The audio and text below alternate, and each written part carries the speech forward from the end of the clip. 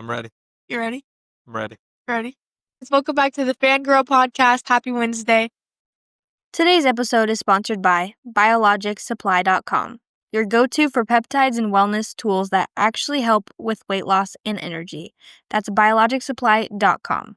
Today I have my dad, who doesn't know that much about fangirling. So Dad, why don't you tell me what you know or what I've taught you so far? Like, just talk like I talk. I know very little about fangirling. I know about the Fangirl podcast. I'm an expert in that. Bye. It's a beautiful hoodie. I have a t-shirt of my own, so very sharp. Nice quality, beautiful color. Love it. So the things I know today is I've gotten comfortable and more confident understanding Billie Eilish, Charlie XCX, even social media people like Quinlan Blackwell, Claudia, Phineas. Those are kind of the names sticking in my head at the moment that she beats me over the head with. But that's today's world today. Yeah, you did good retaining all the information that I taught you. I made him how many pages do you think it was? It was about a 4-page cheat sheet. It had like photos of all the people, what they do, how they got famous. So it had like Billie Eilish. It had like it told him her full name. It told him about how Claudia was from Chicago. It said how Quinlan started on Vine.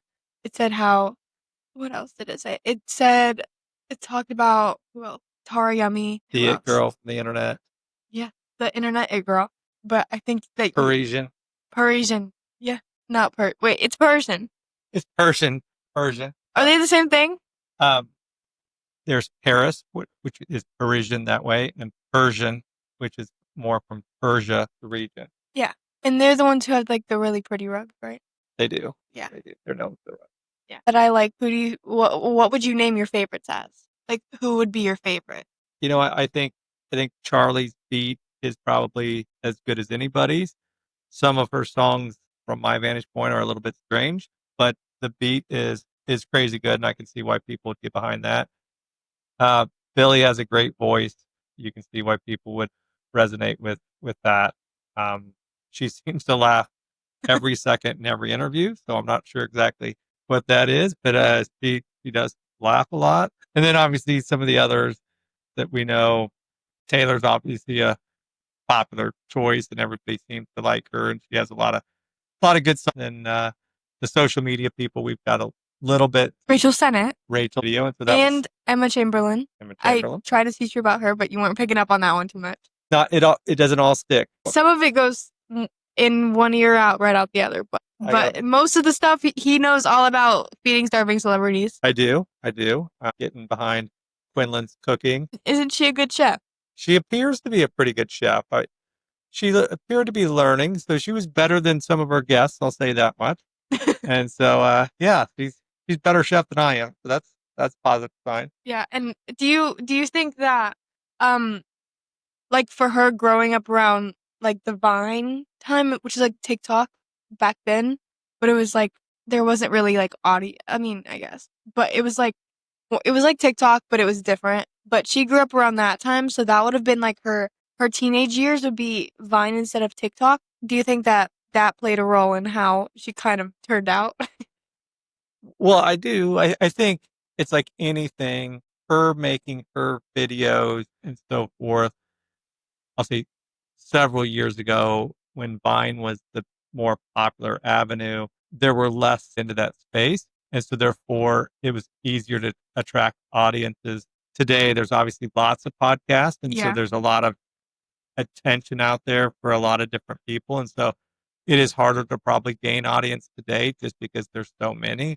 But there are better tools, those type of things that it's easier to get out there as well. So I think it'll be interesting to see how all this stuff shakes out. But I do think the timing of when she came on did make certain things easier. But obviously it takes talent, skill, and people to connect with you to resonate no matter when you. Excited for Rachel Sennett's new show? Are you going to watch it?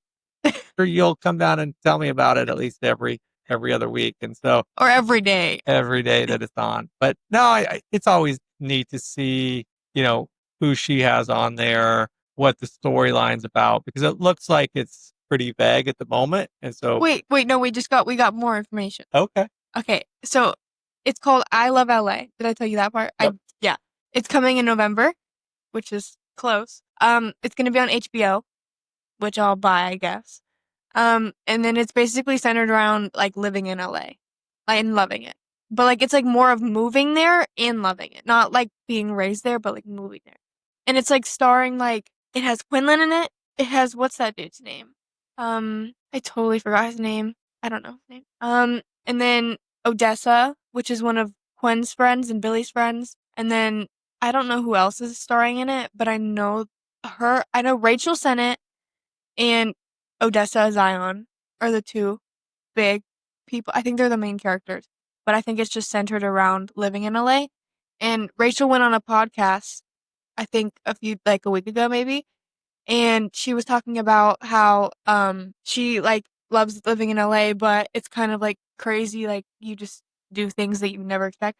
Like she said one day she got hit by a car, like walking on a crosswalk, and someone hit her, and then she was fine, like she fell down, but she like didn't like get hurt that bad. But she said that the girl got out of the car and was like, "I'm going to a funeral. How crazy! This just reminded me that like to cherish life or whatever." And she was crying, and Rachel was crying, and so basically they just forgot about it because they were like, "Oh, we're both crying. Like it's fine. We're both freaked out." I think there's a scene about it in the show.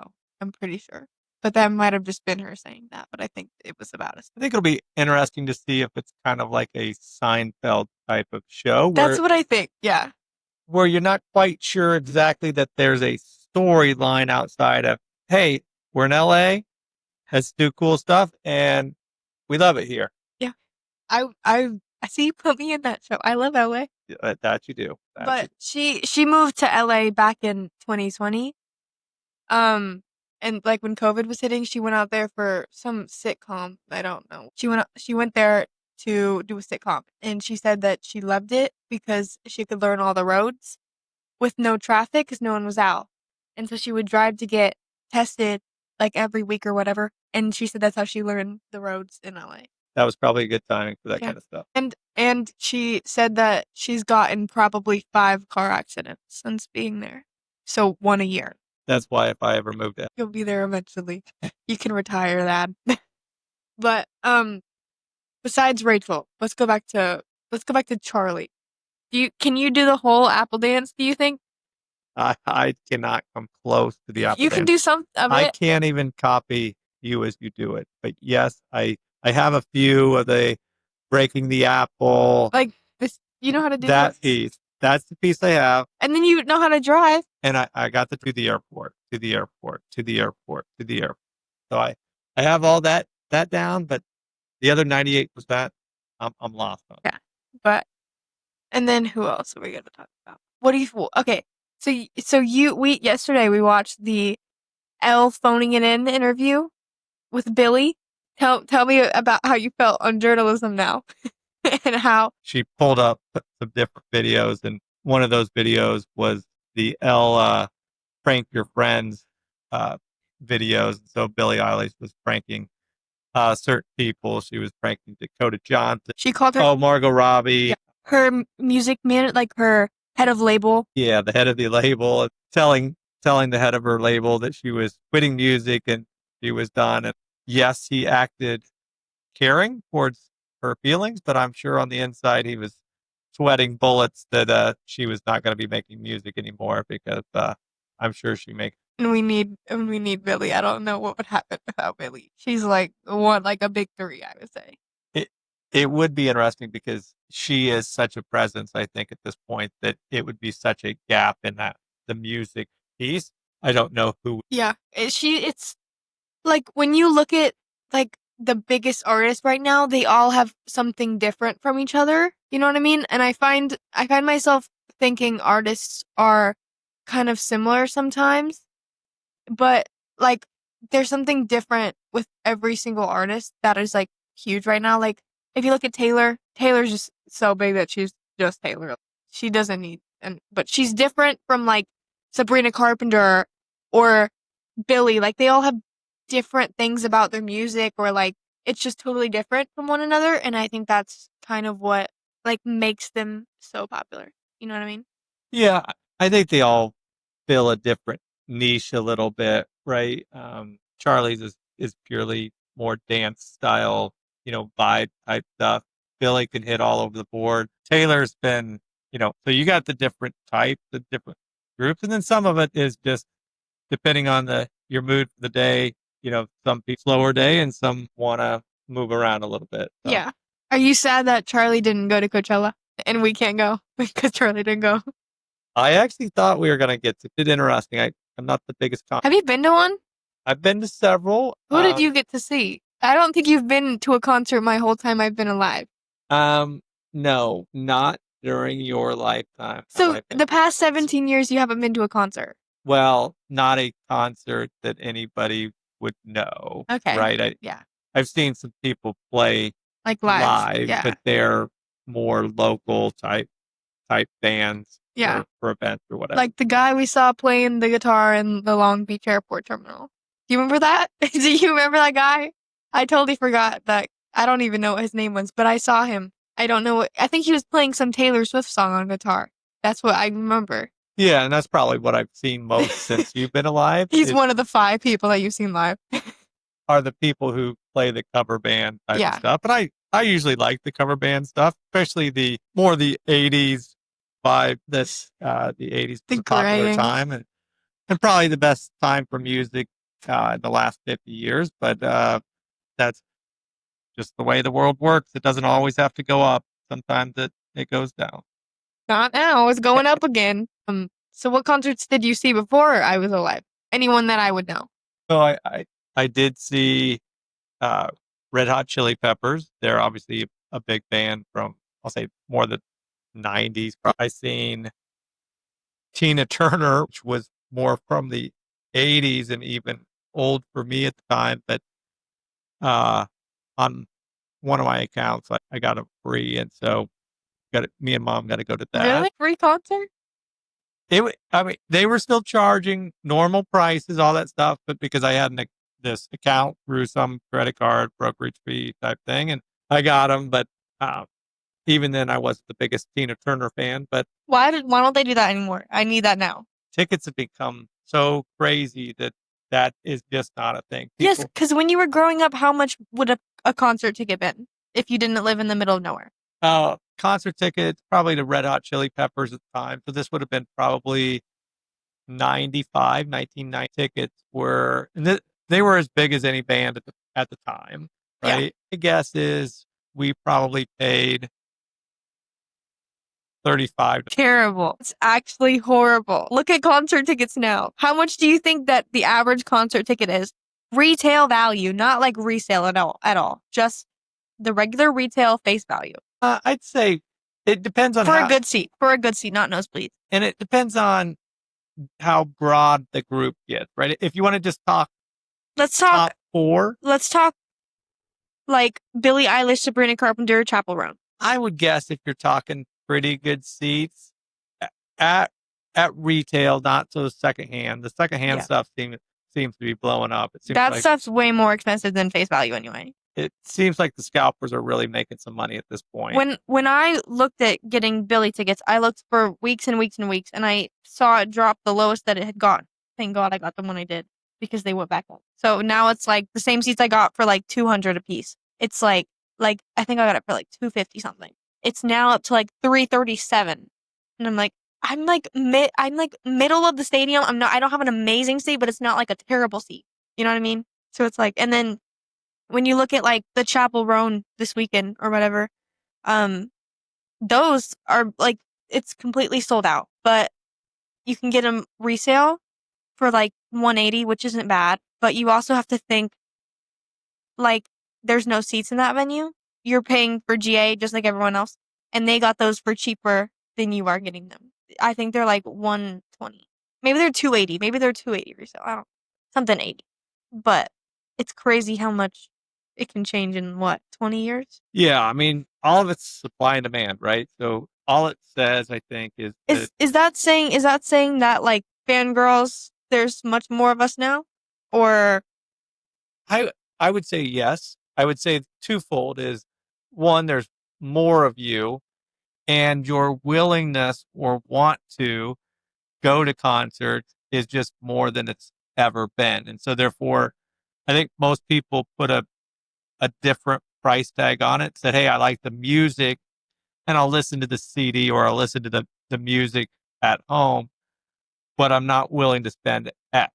Yeah. And so therefore it doesn't climb if you guys aren't willing to spend it. Yeah. But that's why prices get up to, 150, 200, 250, 300, or in Taylor's case, 1,000 plus. And Yeah. it's interesting because, I mean, when you think of those numbers, right, you think how many, I'll say your age or the common. Yes, because I would say the average that people my age are making is like the higher end is 16. You know what I mean? 16, depending on what state you're in, because minimum wage like varies. But I'd say in Kansas, like the median that my age group is getting paid is like 16.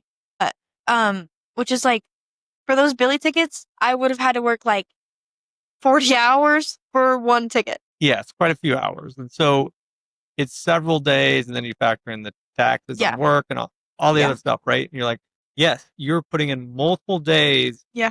for a 3-hour event. And so It's like four. Give me the benefit of we'll the doubt. sell it as 4. We'll sell it as 4. Yeah. We- Plus merch, because whenever you go to a concert, you have to buy merch. So it's basically part of the ticket now. Like you're spending much more money. Like each person is like spending $200 for like a hoodie and a shirt. Because merch is also rising in price now. Like hoodies are like $130. Like they're not like $60. They're like $130. Again, it goes back to the point that you guys want to Yeah. show merch from the event, right? You can go buy merch wherever you want to for any price from any Chinese vendor, whatever you want. Yeah. But you guys like to have that authentic look of coming from the event, right? Yeah. So, And I think that something like that fangirls all do is when like you always have a special connection to like one specific artist in particular. Like if you look back at like Annabelle and Brooklyn's episode, they love Harry Styles. That's their specific person. Like it doesn't mean they don't like other artists, but that's like their one specific person. And then they'll buy everything that he puts out. They'll buy all the records. They'll buy all the merch. Same for me with like Billie and Gracie. Like I have all of Gracie's merch. I have a lot of Billie stuff. I'm about to go get more Billie stuff. You know what I mean? So it's like I have all the Taylor Swift merch. I have every single cardigan basically. well, and that's the thing, right? Is you have to narrow down the people who you would, I'll say, do whatever for, because you don't have enough money to spread it to every single artist that you think's good, right? And that's where you narrow it down to that versus, Conan Gray or these other artists that some other people may. But see, that's like I have merch from everyone under the sun. I have Phoebe Bridgers merch. I have Taylor Swift merch. I have Conan Gray merch. I have who else? I have what other? I've been just every concert that I've ever been to. I've gotten something. Like I have so much Conan Gray stuff too. I have like when I got VIP, right? Remember when I went back to St. Louis that one time of the Super 8 tour, and I got the tote bag that came with like a signed lanyard thing, and then like a journal, and then a bookmark, and like I think it was like a shirt or something. But see, that's why I'd rather do VIP because I think it's worth the money because it's giving you merch included in your ticket rather than you go see all that merch outside and stand out there and stare at that merch. You know what I mean? I think it ends up being cheaper. Everything has a price tag, Yeah. I suppose. Yeah, because that's what I would have done if I went to Taylor. I would have got the VIP, so I would get that. Like she mails a box. I think she did that for the Eras tour.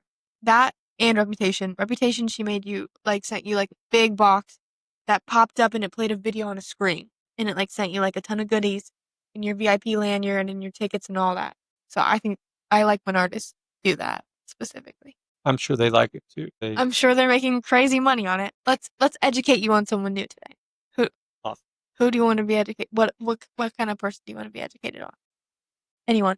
Just like name a group, like a singer. Somebody I don't know anything about. Yes, you know nothing about them. But obviously I hear a lot. No, just say like yeah. So like Sabrina Carpenter. Yes. So I hear her name quite a bit. Yeah. I don't know a single song that she plays. I don't even Okay. know the beat or the audience that she's going So after. do you want to learn about Sabrina Carpenter then? Why not? Okay. So Sabrina Carpenter, she started on a Disney Channel show called Girl Meets World. She was an actor for Disney for a long, long, long time. And then think that she started putting out songs. And she wrote a song called Sue Me, I believe was the one that kind of garnered more attention because someone was suing her. I can't remember for what, but someone was suing her. And so she made a song to like be like, sue me. And then she kind of blew up for a minute and then she kind of went back down. And then she put out, and then when the Olivia Rodrigo thing happened, it was like Olivia Rodrigo and her boyfriend broke up. And then people were speculating that Sabrina Carpenter was with Olivia Rodrigo's ex-boyfriend. And then people really focused in on her and she put out a song replying to it called Because I Like the Boy. I think that's what it's called. And then she blew up off that. She put out an album. It's called Emails I Can't Send. And then that album blew up. Everyone was going to see her on tour. Everyone. And then everyone really loved her after that. And then she put out Short and Sweet. That album skyrocketed. She got so many streams on that album. She got a Grammy. I think multiple. She got something. She got Grammys. And then she put out A Man's Best Friend about a month ago-ish. And then she's now playing headlining Coachella, headlining Lollapalooza, headlining I don't know if she went to Glastonbury actually. But she's playing all these big shows now that it just blew up in 2.5 years, I say. So what kind of beat does she have? Have you really never heard of Sabrina? Yeah. Don't you listen to the radio? Don't you listen to it on the way to work? So who would be the most similar artist? I would say Taylor. Okay. Because also on Taylor's new album, Sabrina Carpenter's a feature on a song. But I say that their vibes go pretty well together. Just it's the more similar, but it's more Sabrina's kind of witty with it. Taylor's writing about her emotions and all that. Sabrina's more writing about it in a funny way. Kind of like Mom's Audrey Hobart. Kind of like that. They have kind of similar writing styles, her and Audrey. But I would say the beat style is more like Taylor Swift, piano or guitar. But it's kind of funny writing and witty. So that's what I would compare her to. It's Audrey Hobart and Taylor Swift. What else do you want to learn about? Well, how about you learn about... I learn? About some of the older individuals at this point. Okay. There were fangirls way before you I don't think there were. Oh, there were? Well, but now it's a peak. Now we're at a peak in fangirling. So that only means that it's grown from somewhere. Yeah, from us. So if you go back to the... Yeah. Have you heard of the Big Hair Band? So these are generally bands that were generally dominated by men. Most of them were men bands. There were a few women bands, a few mixed bands. Like One Direction. You know who One Direction is? Yes, Harry Styles. I do. Yeah. But this was more rocky and not as much. Yeah. And so if you know the Guns N' Roses, those type of Def Leppard. Yeah. Oh my God, you were alive for those? AC/DC. You were alive for those? I was alive for those. Those were... No, I know about them. But... So that was... If you go back and look, they have some of the best ballads anywhere. So people fangirl over them like I fangirl over Taylor Swift? There were many fans back in the day that thought those guys were pretty darn cool. Did anyone do the... Did you see many people doing the traveling around to follow the bands? That's really that started even before the 80s. Those were called roadies. Uh-huh. And so the roadies really started more back in probably the 50s and 60s. Like Grandma? Yeah, more with the Beatles and the Bob Dylan and those type of things. Led Zeppelin. Yeah. So that's where the roadies really began. And because we have a lot of those now. So, and a lot of the fangirls are try to cancel them because they kind of do shows not in a great way. There was a girl who went to Billie. She went to Billie, I believe, 40 shows in a row. Could you imagine? And she said that she retired at 18, so this is how she's doing it. But so basically, there was a show at the O2, which is in London. That's a big venue, like an arena. And she flew to, I believe, Dublin, the same day she was queuing for the O2. So she left her tent in the line at the O2. She flew to Dublin, which is like an hour flight, so it's not long. And then she put a tent in the Dublin queue so she could be queuing at both places at once to be first and get barricades so she could get a good view of Billie. So that's like the roadie you said?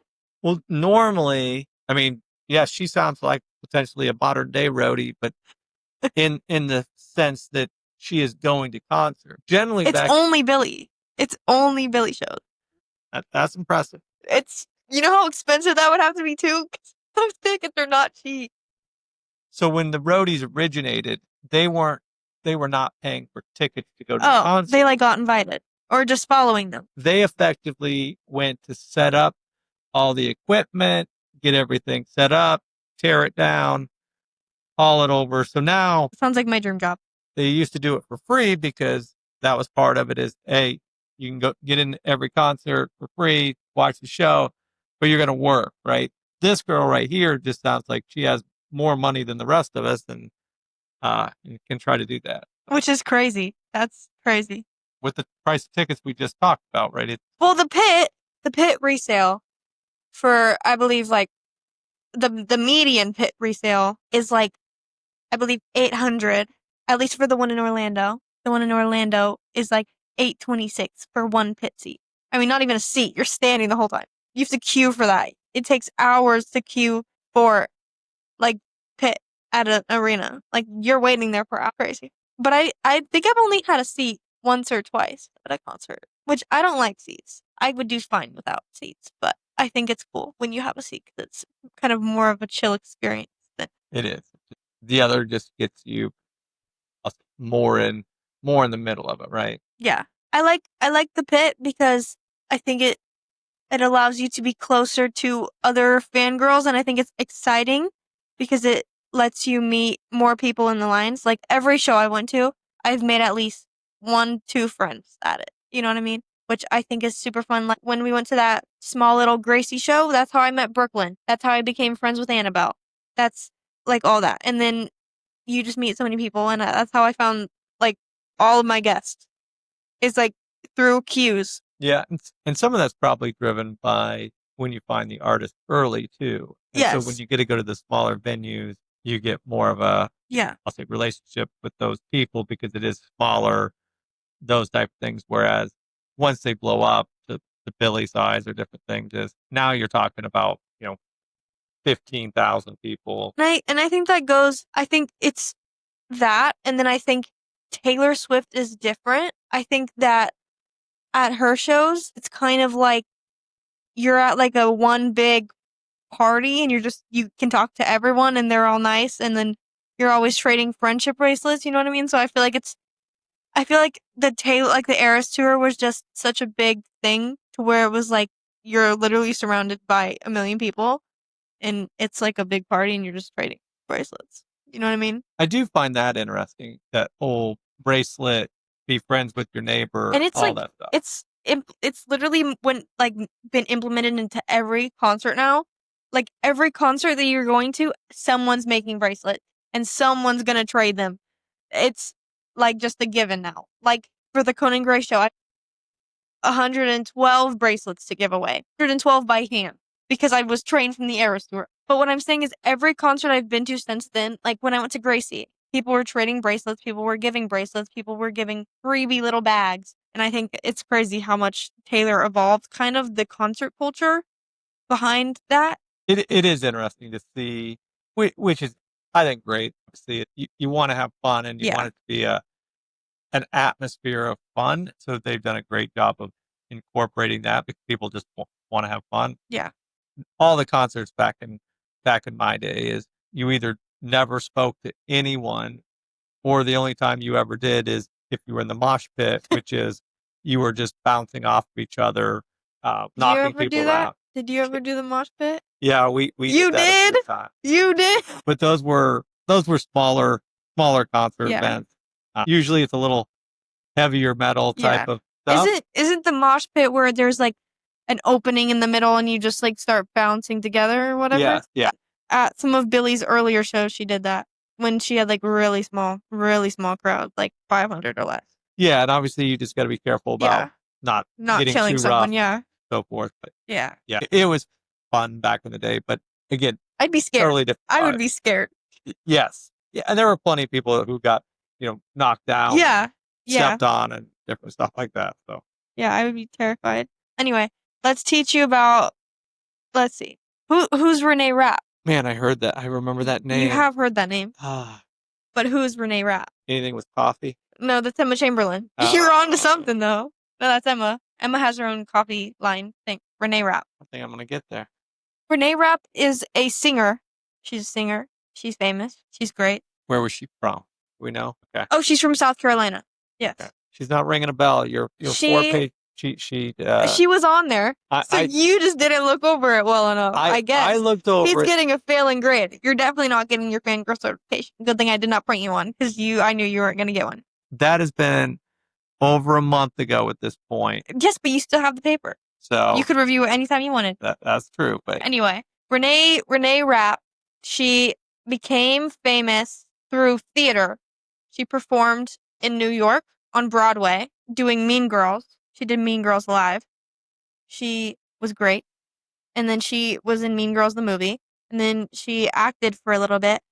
And then she became a singer. She was like, yeah, she's very, very good. What would you rate Renee Rapp? I can't even recall a single. Just say 10 out of 10. I'm sure she. She's a 10 out of 10. She was going to play Coachella. Full honesty, I really did. I thought Renee Rapp was going to play. I thought Charlie XCX was going to play.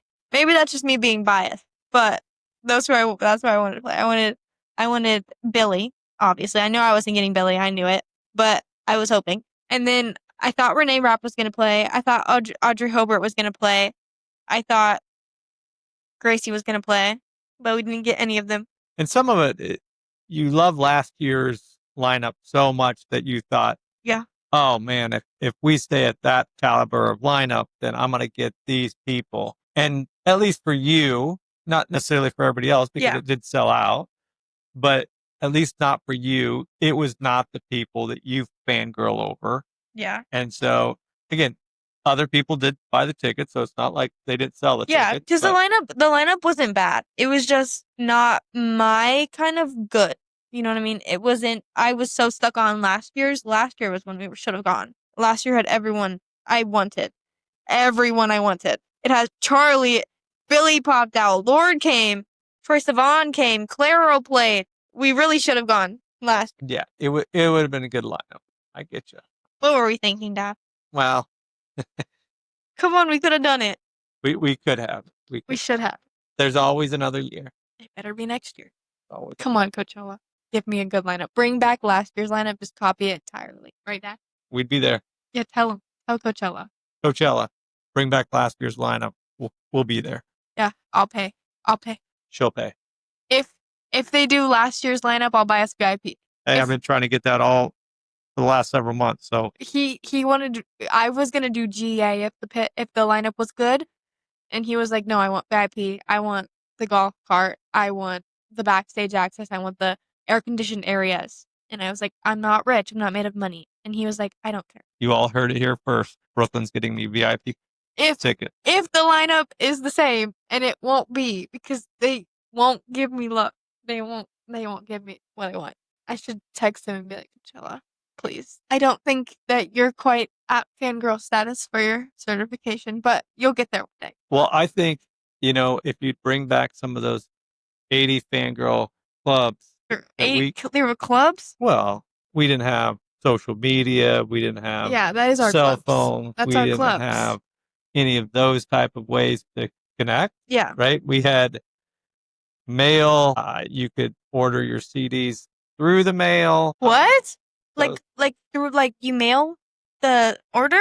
Well, it was just essentially an enrollment thing where for a penny you could get 12 CDs, but then obviously We should bring that back. Then you have to buy so many over the year at a full retail price. We should bring that back. Obviously, you guys don't like physical hard copies and stuff. Yes, we all do. Why do you think everyone buys so much vinyl? I know, but the one thing about your phone and these subscription services is every song. But we still don't care. Like, look at Annabelle's episode. She literally had like 3 CDs in her bag. See? Well, there you go. So I think that the Fangirls, and look at Olivia. One of my guests, Olivia, she had a full wall of Gracie Abrams vinyl. Prove it. And look at my vinyl collection. You do. You do. Proof. You do. But yeah, I think the 80 Fangirls should make a comeback. I think we would eat them alive. My last question is, do you think that Fangirls will take over the music industry in the coming years? Well, I think they continue to actually get more power in both the music industry and then the people who are spending money to purchase their music, the merch, those types of things. And so I think, women and young women specifically are really getting powerful in terms of they're some of the biggest buyers of music and promoters of music. And so I do think the people that we spoke of today and just that younger generation is going to continue to push harder. So I do think that'll be fascinating so I do think we're going to see a little bit of a shift continuing to be more dominated, probably a little bit more by women. There's plenty of You know who Romano is? yeah, I know who he is. Yeah. But I also just think that we're seeing much more women into the industry and they're taking bigger a presence. Taylor's been that presence for a long time. Because when you were younger, wasn't it like primarily men dominated? It was primarily men dominated. And then we took over. Again, we didn't have very many single artists. Yeah, sure, there were some. But a lot of the 80s were dominated by bands, and most of them were men bands. And so the biggest bands during that time were again, all bands. The people that we talk to now, we're saying out single name, right? So what we've found is that the music industry now promotes a single person more so than the group that plays behind them. Yeah. And the guitar, drums, and everything else. Yeah. There's like a few that I know, but not many like current. It's mostly single artists, but I think that as us fangirls like get older, I think that a lot of people will become singers because they're fangirls or do something in the music industry somehow.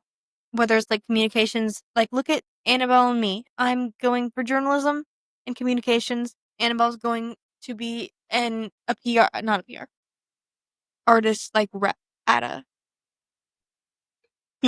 label. I think that's been around a long time, and I don't think it's going anywhere. It'll be interesting to see how everything changes in terms of how AI infiltrates that, how they continue to sell music, and what's the best avenue there. Because there was a long time essentially it was trying to get free music from all the artists versus paying for it. And now most of them signed up with these, subscription type things where they get a slice of that. And you can do like the free version of those too. Like Spotify, there's a free version and a paid version, but you can still listen to all the music free. You just can't like click which song you want right at that specific time to put it on shuffle. Yeah. But yeah. And so it'll be interesting to see how the world changes. But I think it's clearly something by the price of tickets and everything else that it's not dying, and therefore people are going to continue to spend money on it, and artists are still. So what you're saying is fangirls run the industry? I think fangirls are running the industry. I do. We are. Anyway, that's it for today. Thank you for coming on, Dad. Oh, you're so welcome. He really didn't want to, but here he is. I didn't, but love being here, Book Bear. Yeah, he loves it. Anyway, thank you for watching this episode of the Fangirl Podcast. I will see you 2 weekends from now. Bye.